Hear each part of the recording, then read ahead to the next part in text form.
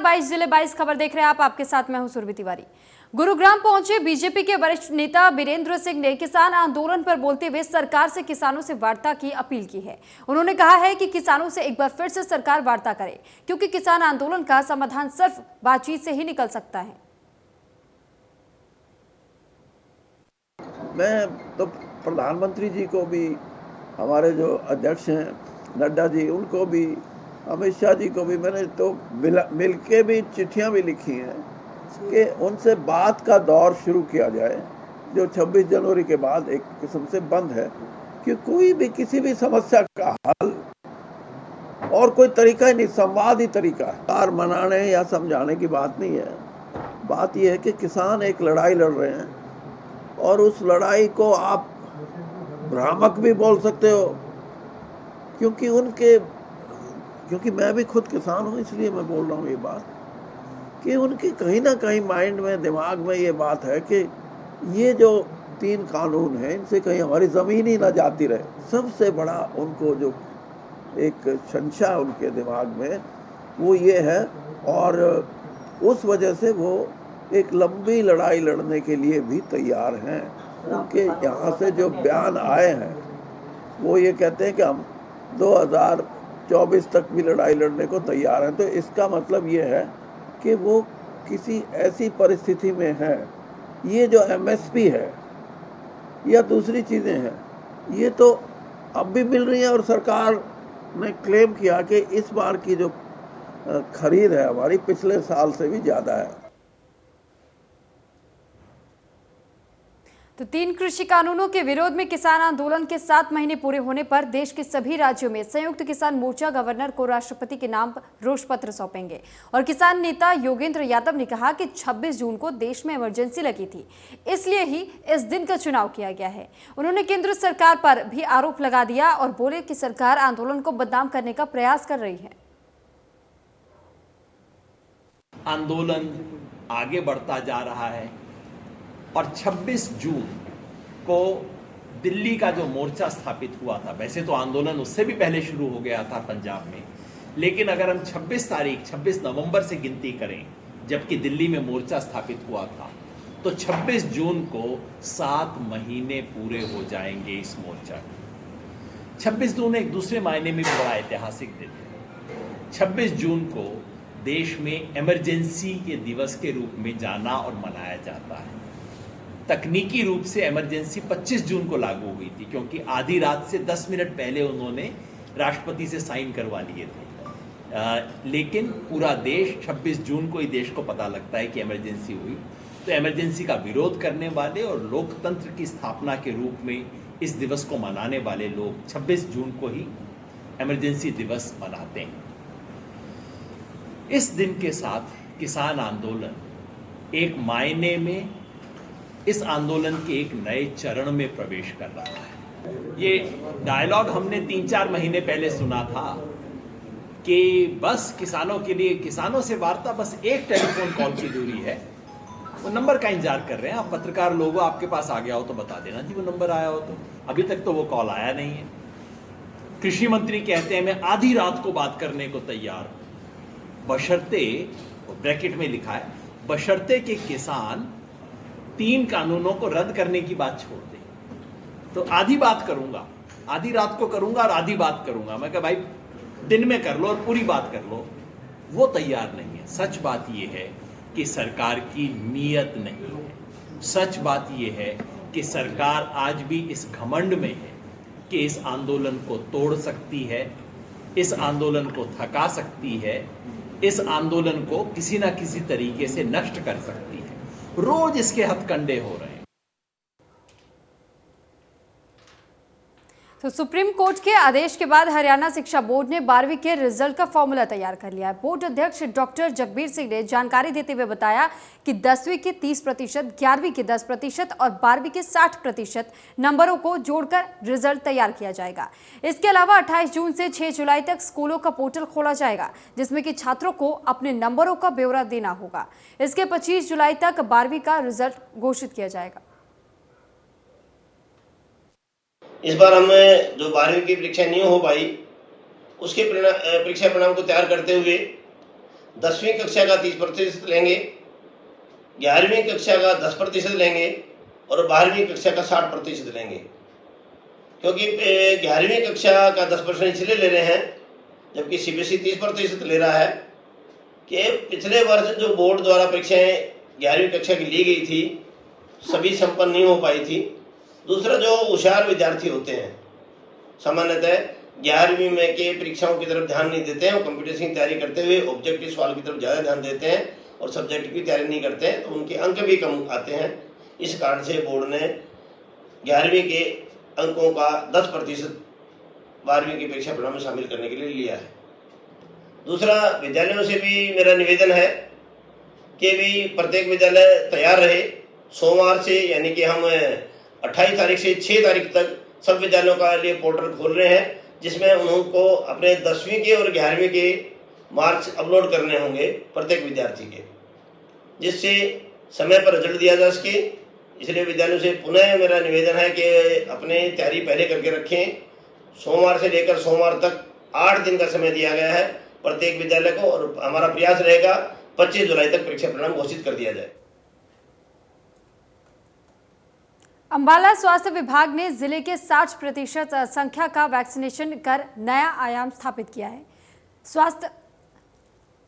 स्वास्थ्य विभाग ने एक हेल्पलाइन नंबर जारी किया है और जिससे संपर्क कर 25 से 50 लोगों का समूह कहीं भी वैक्सीन कैंप लगवा सकता है। स्वास्थ्य विभाग ने प्राइवेट कंपनी, फैक्ट्री और प्राइवेट अस्पताल संचालकों को अपने सभी कर्मचारियों के वैक्सीन लगवाने के लिए बोला गया है और उल्लंघन करने वाले पर कार्रवाई की जाएगी। बता दें कि देश भर में वैक्सीनेशन का काम जोरों शोरों से चल रहा है।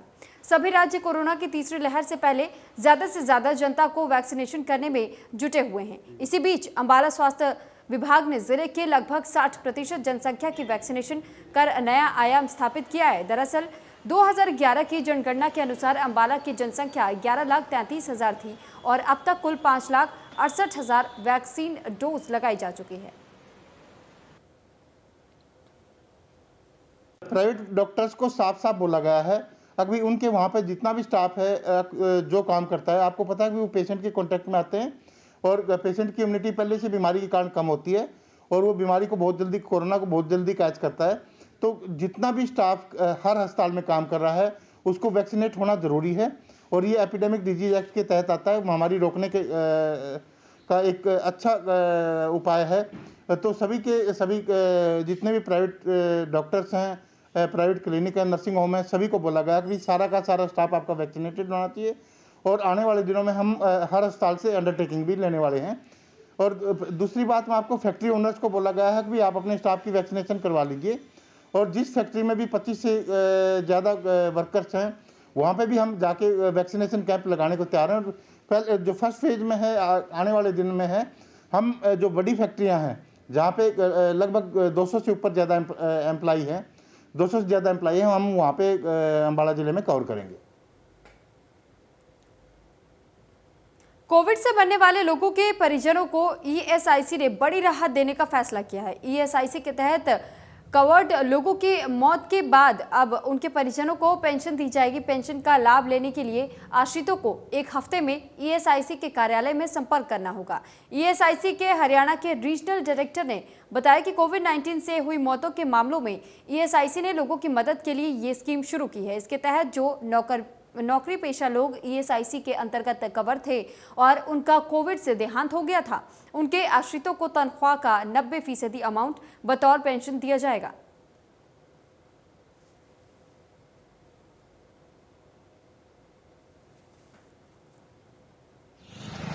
मौत के केस में उसके डिपेंडेंट्स जो हैं वो हमारे वहाँ एक आवेदन करेंगे और उस आवेदन फॉर्म में सिर्फ कुछ प्राइमरी डॉक्यूमेंट्स की ज़रूरत है, जैसे उसका डेथ सर्टिफिकेट होना चाहिए और आरटीपीसीआर जो पॉजिटिव रिपोर्ट है वो होनी चाहिए।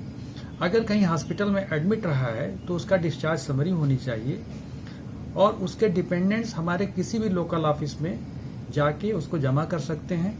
वो हमारा ब्रांच मैनेजर, वहाँ पे हेल्प डेस्क बनाया गया है, ब्रांच मैनेजर वहाँ से हमें जिस भी कंसर्न लोकल ऑफिस का हो फॉरवर्ड कर देगा। फॉरवर्ड करने के बाद जो है हम उसका वेरिफिकेशन करते हैं, ऑनलाइन भी हो जाता है, कुछ एक ऑफलाइन भी डॉक्यूमेंटेशन की ज़रूरत होती है उसको करने के बाद अगर वो क्लेम जेन्युइन पाया गया और उसका हम 7 दिन के अंदर उसके अकाउंट में डायरेक्ट पैसा भेजते हैं, ताकि किसी बिचौलिए का इसमें जो है हाथ ना हो। करनाल के विकास का जिम्मा संभाल रहे नगर निगम और स्मार्ट सिटी लिमिटेड के पहिए एक साथ नहीं चल रहे हैं। दोनों के बीच कोऑर्डिनेशन नहीं होने के कारण सरकार खजाने के करोड़ों रुपए बर्बाद किए जा रहे हैं। सीएम सिटी के विकास के लिए काम कर रहे नगर निगम व स्मार्ट सिटी के आपस में कोऑर्डिनेशन का खामियाजा ये शहर भुगत रहा है। आप देख सकते हैं, ये वो ट्रैक है जिसको नगर निगम के ज़मीन पर बनाया गया है। यहाँ पहले फुटपाथ हुआ करता था और अब जो स्मार्ट सिटी प्रोजेक्ट के तहत यहाँ पर नेत्रहीन लोगों के चलने के लिए ये करीब 18 किलोमीटर लंबा ट्रैक तैयार किया गया है। मैं आपको दिखाना चाहूँगा, ये वो टाइलें हैं जो यहाँ पर लगाई गई थी ताकि इन टाइलों के सहारे नेत्रहीन लोग फुटपाथ पर चल सके। 15 दिन पहले टाइलें लगाई गई थी और अब इन टाइलों को उखाड़ दिया गया है। ये सब हो रहा है क्योंकि नगर निगम और स्मार्ट सिटी प्रोजेक्ट के अधिकारियों के बीच तालमेल बिल्कुल भी नहीं है। इसका खामियाजा सरकार को भुगतना पड़ रहा है क्योंकि करोड़ों रुपए बर्बाद हो रहे हैं। हमारे साथ कुछ शहरवासी हैं, उनसे जानेंगे कि कितना खुश हैं वो और किस तरह से विकास चल रहा है। जी सर, क्या नाम आपका? तो ये कब से काम चल रहा है और कितना बढ़िया है? ये बिल्कुल, ये काम तो 5 साल से ही चल रहा है, चलता ही रहता है। और ये मुझे लगता है कि हरकत में बरकत वाली बात है। एक डिपार्टमेंट तोड़ जाता है, दूसरा बनाना शुरू कर देता है, दूसरा तोड़ता है, तीसरा बनाना शुरू कर। ये सबकी एक मिली भगत है। अब उसके साथ साथ क्या है, गवर्नमेंट का तो जो पैसा लग रहा है जो हम मकान वाले हैं, हमें भी 10,000 रुपये महीना इसको मेंटेन करने के लिए लगाना पड़ता है। ये तो तोड़ के अपना एक पैच बना जाते हैं, बाकी तो एक मकान वाले नहीं बनाना है। मेरा ये मकान है, आप ये देखो कि मैंने अभी 1 हफ्ता पहले ठीक कराया, 1 महीना पहले ठीक कराया था। तो ये एक हरकत में बरकत की नीति है, कोई सरकार वाली बात बिल्कुल नहीं है। हाँ जी, ये तो मिली भगत है डिपार्टमेंट की, एक तोड़ जाता है। मैं कहता हूँ बिना हमारे म्यूनसिपल कमिश्नर के यहाँ कोई तोड़ फोड़ होनी ही नहीं चाहिए। कोई आदमी बिजली की पाइप डालने आया तो इनकी नॉलेज में होना चाहिए। अगर जो आदमी तोड़ता है उसको ठीक करना वो सिविल वाले करेंगे, हमारा काम नहीं है। है जी, तो इस तरीके का काम है। पब्लिक के पैसे का नुकसान है और सीधे तौर पर जो लापरवाही है वो अधिकारियों की और जो काम कर रहे ठेकेदारों की। हमारे साथ राजेश शर्मा जी, उनसे जानेंगे कि किस तरह देखते हैं जो जिस विकास का दावा किया जा रहा है। देखिए, पहले तो मैं सभी इंडिया न्यूज़ के दर्शकों को नमस्कार करता हूँ। मोदी जी के ड्रीम प्रोजेक्ट में हैं 100 स्मार्ट सिटी पूरे देश में बनाने, उनमें से करनाल एक है। मैं मोदी जी से निवेदन करना चाहूँगा कि आप फंड्स दे रहे हैं, आप बजट दे रहे हैं, कृपया करके हाथ जोड़ के निवेदन है कि इनकी मॉनिटरिंग करवाए। ये लोग स्मार्ट सिटी के जितने। तो कोरोना की दूसरी लहर में सोनीपत जिला प्रशासन द्वारा फेस मास्क और मीटर व्हीकल एक्ट के तहत 55,000 फेस मास्क और 5,000 चालान मोटर व्हीकल एक्ट के तहत किए गए, जिससे करीब 3 करोड़ 76 लाख रुपए जुर्माना राशि वसूली गई है। वहीं 288 लोगों के खिलाफ एफआईआर भी दर्ज हुई है, तो वहीं 342 लोगों को सलाखों के पीछे भेजा गया है। नियमों की पालना करवाने के चलते जहां लगातार कठोर कार्रवाई हुई, तो कोविड के आंकड़ों में लगातार कमी आई। पूरे जो सेकेंड वेव आई थी कोविड की, उस दौरान सोनीपत पुलिस द्वारा पूरी मुस्तैदी के साथ ड्यूटी दी गई और इस दौरान हमने टोटल 288 एफआईआर रजिस्टर की, जिसके अंदर खास तौर पे जो लॉकडाउन का पीरियड था लगभग 1 महीने का, उसमें 288 एफआईआर दर्ज करके हमने लगभग 342 लोगों को सलाखों के पीछे डाला, जिन्होंने भी जो लॉकडाउन के नॉर्म्स थे उनको तोड़ा। इसी तरीके से हमने ये सेकेंड वेव के दौरान लगभग हमने 30,000 फेस मास्क के चालान किए और लगभग 1.5 करोड़ रुपए के फाइन्स हमने लोगों से वसूल किए। और पूरी अगर हम बात करें इस पूरी कोविड पेंडेमिक की, तो अभी तक सोनीपत पुलिस 55,000 से ज़्यादा फेस मास्क के चालान कर चुकी है और लगभग 2 करोड़ 76 लाख रुपए के फाइन्स लोगों से वसूल कर। न्यू स्वास्थ्य विभाग वैक्सीनेशन को रफ्तार देने के लिए कैंप आयोजित कर मेगा ड्राइव चला रहे हैं और लेकिन फिर भी जिला हरियाणा में फिजडी जिलों में शामिल है। कोरोना टीकाकरण की रफ्तार सबसे कम है। जिला उपायुक्त शक्ति सिंह ने स्वास्थ्य विभाग के साथ बैठकर जिले में टीकाकरण को रफ्तार देने के लिए अब जिले के अलग अलग क्षेत्रों में सेलिब्रिटीज को मदद के लिए आगे लाने का फैसला लेते हुए जिला प्रशासन और स्वास्थ्य विभाग ने खेल संगीत के क्षेत्र के अलावा सेवानिवृत्ति अधिकारियों पर लोगों को जागरूक करने की जिम्मेदारी भी छोड़ दी है। प्रशासन की कोशिश है कि तीसरी लहर से पहले ज्यादा से ज्यादा लोगों को वैक्सीनेट किया जा सके।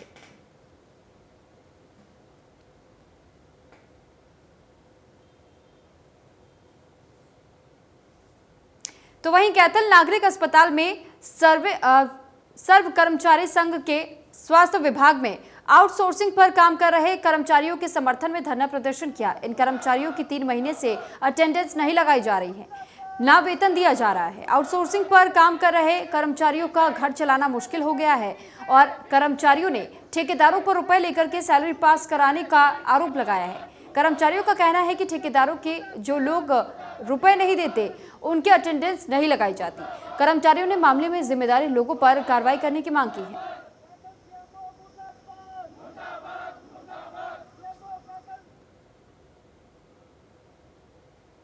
मेरा पानी मेरी विरासत योजना के तहत खरीफ सीजन में धान की बिजाई का क्षेत्रफल कम करने और गिरते भूजल स्तर को बचाने के लिए सिरसा जिले में 27,550 एकड़ का लक्ष्य रखा है। योजना के मुताबिक जो किसान धान की जगह वैकल्पिक फसल जैसे कि मक्का, कपास, अरहर, मूंग, गवार, तिल, मूंगफली, मोठ, उड़द, सोयाबीन की फसल करेगा उसे 7,000 रुपये एकड़ के हिसाब से प्रोत्साहन राशि दी जाएगी। कृषि विभाग के उप निदेशक डॉक्टर बाबूलाल ने बताया कि योजना का लाभ लेने के लिए 25 जून तक पोर्टल पर पंजीकरण करना अनिवार्य है। इस योजना में बाजरा की फसल बिजाई पर कोई प्रोत्साहन राशि नहीं दी जाएगी।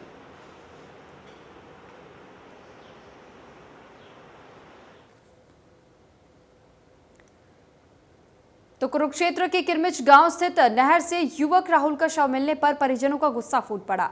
पुलिस के ढुलमुल रवैये से खफा परिजनों ने पहले थाना का घेराव किया। मृतक की मां और पत्नी रोते रोते सैकड़ों लोगों के साथ सड़क पर इंसाफ की गुहार लगाते हुए बैठ गई। इस मौके पर आई तेज आंधी और बरसात के बावजूद मृतक के परिजन टस से मस नहीं हुए। राहुल की मां ने बताया कि उसके बेटे की संदिग्ध हालत में मौत हुई और उसके दोस्तों के इस बारे में मालूम है जो कि नहीं बता रहे हैं। उन्होंने कहा कि पुलिस पता नहीं किस दबाव में मामला दर्ज नहीं कर रही है, जिस कारण सबको सड़कों पर उतरना पड़ रहा है। वहीं पुलिस का कहना है कि युवक की नहर में डूबने से मौत हो गई, जिसका शव मिला है और पोस्टमार्टम के बाद ही खुलासा होगा कि मौत का कारण क्या है।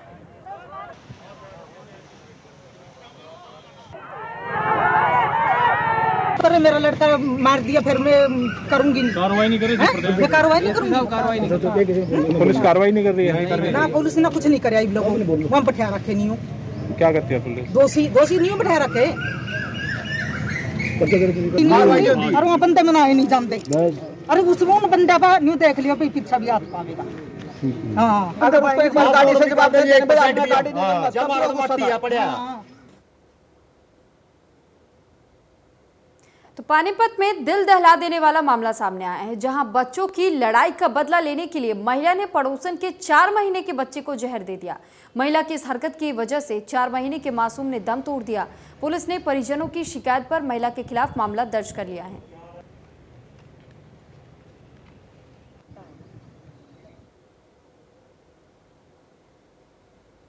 तो वहीं यमुनानगर में आए दिन लोगों के साथ स्नैचिंग की वारदातें सामने आ रही है। स्नैचर्स बेखौफ होकर लोगों को अपनी निशाना बना रहे हैं। सुबह सुबह स्नैचर्स आते हैं और बुजुर्ग से छीना झपटी कर मौके से फरार हो जाते हैं। यमुनानगर में एक दिन में झपटामारी के 2 मामले सामने आए हैं। पहला मामला सामने आया ग्रीन पार्क से, और जहां पर सुबह सुबह मंदिर जा रही बुजुर्ग महिला को बाइक सवार 2 स्नैचर्स ने अपना निशाना बनाया। वहीं दूसरा मामला मॉडल टाउन इलाके का बताया जा रहा है, जहां घर के बाहर टहल रही बुजुर्ग महिला के साथ झपटामारी की गई।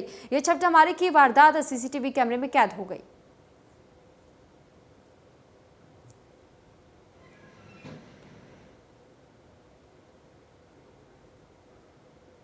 तो तो वहीं पलवल की आदर्श कॉलोनी में बाइक सवार नकाबपोश ने मारपीट के बाद हवाई फायरिंग की। हमले में 2 शख्स घायल हो गए, जिन्हें नागरिक अस्पताल भेजा गया। मामले की पूरी घटना सीसीटीवी कैमरे में कैद हो गई।